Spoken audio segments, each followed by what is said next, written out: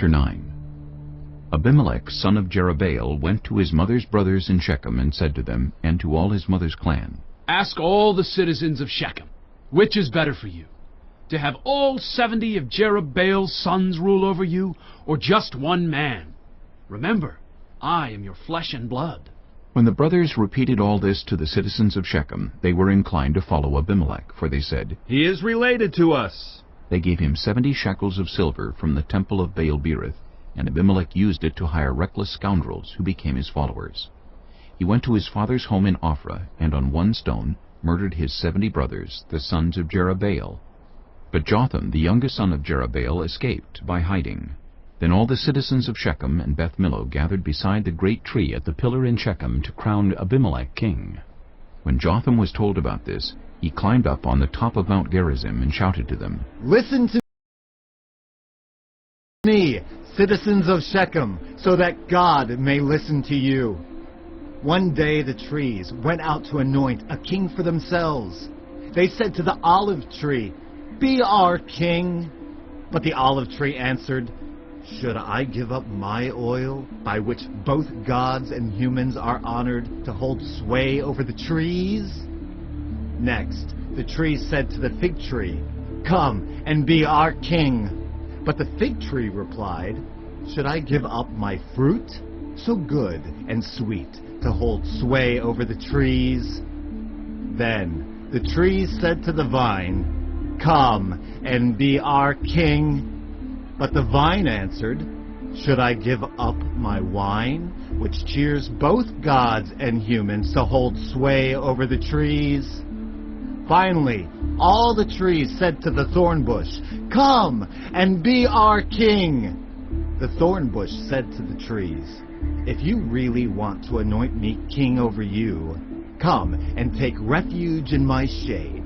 But if not, then let fire come out of the thorn bush and consume the cedars of Lebanon. Have you acted honorably and in good faith by making Abimelech king? Have you been fair to Jerubbaal and his family? Have you treated him as he deserves? Remember that my father fought for you and risked his life to rescue you from the hand of Midian. But today you have revolted against my father's family. You have murdered his 70 sons on a single stone, and have made Abimelech, the son of his female slave, king over the citizens of Shechem because he is related to you. So have you acted honorably and in good faith toward Jerubbaal and his family today? If you have, may Abimelech be your joy, and may you be his too. But if you have not, let fire come out from Abimelech and consume you, the citizens of Shechem and Beth Millo, and let fire come out from you, the citizens of Shechem and Beth Millo, and consume Abimelech. Then Jotham fled, escaping to Beer, and he lived there because he was afraid of his brother Abimelech. After Abimelech had governed Israel 3 years, God stirred up animosity between Abimelech and the citizens of Shechem, so that they acted treacherously against Abimelech. God did this in order that the crime against Jerubbaal's 70 sons, the shedding of their blood, might be avenged on their brother Abimelech and on the citizens of Shechem, who had helped him murder his brothers. In opposition to him, these citizens of Shechem set men on the hilltops to ambush and rob everyone who passed by, and this was reported to Abimelech. Now Gaal, son of Ebed, moved with his clan into Shechem, and its citizens put their confidence in him. After they had gone out into the fields and gathered the grapes and trodden them, they held a festival in the temple of their god. While they were eating and drinking, they cursed Abimelech. Then Gaal, son of Ebed, said, Who is Abimelech, and why should we Shechemites be subject to him? Isn't he Jerubbaal's son, and isn't Zebul his deputy? Serve the family of Hamor, Shechem's father. Why should we serve Abimelech? If only this people were under my command, then I would get rid of him. I would say to Abimelech, Call out your whole army. When Zebul, the governor of the city, heard what Gaal, son of Ebed, said, he was very angry. Under cover he sent messengers to Abimelech, saying, Gaal, son of Ebed, and his clan have come to Shechem and are stirring up the city against you. Now then, during the night you and your men should come and lie in wait in the fields. In the morning at sunrise, advance against the city. When Gael and his men come out against you, seize the opportunity to attack them." So Abimelech and all his troops set out by night and took up concealed positions near Shechem in 4 companies. Now Gael, son of Ebed, had gone out and was standing at the entrance of the city gate just as Abimelech and his troops came out from their hiding place. When Gael saw them, he said to Zebul, "Look!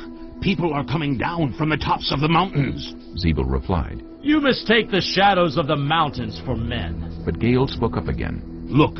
People are coming down from the central hill, and a company is coming from the direction of the diviner's tree." Then Zebul said to him, "Where is your big talk now? You who said, 'Who is Abimelech that we should be subject to him?' Aren't these the men you ridiculed? Go out and fight them." So Gael led out the citizens of Shechem and fought Abimelech. Abimelech chased him all the way to the entrance of the gate, and many were killed as they fled. Then Abimelech stayed in Arumah, and Zebul drove Gael and his clan out of Shechem. The next day the people of Shechem went out to the fields, and this was reported to Abimelech. So he took his men, divided them into 3 companies, and set an ambush in the fields. When he saw the people coming out of the city, he rose to attack them. Abimelech and the companies with him rushed forward to a position at the entrance of the city gate. Then 2 companies attacked those in the fields and struck them down. All that day Abimelech pressed his attack against the city until he had captured it and killed its people. Then he destroyed the city and scattered salt over it. On hearing this, the citizens in the tower of Shechem went into the stronghold of the temple of El-Berith. When Abimelech heard that they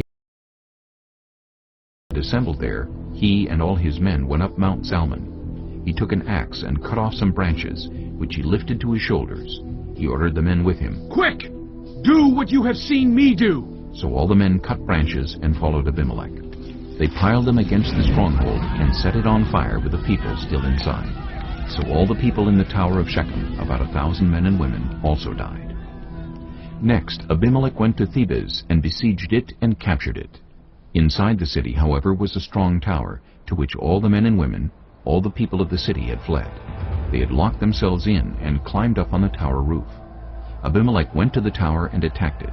But as he approached the entrance to the tower to set it on fire, a woman dropped an upper millstone on his head and cracked his skull. Hurriedly he called to his armor-bearer, Draw your sword and kill me, so that they can't say, a woman killed him. So his servant ran him through, and he died. When the Israelites saw that Abimelech was dead, they went home. Thus God repaid the wickedness that Abimelech had done to his father by murdering his 70 brothers. God also made the people of Shechem pay for all their wickedness. The curse of Jotham, son of Jerubbaal, came on them.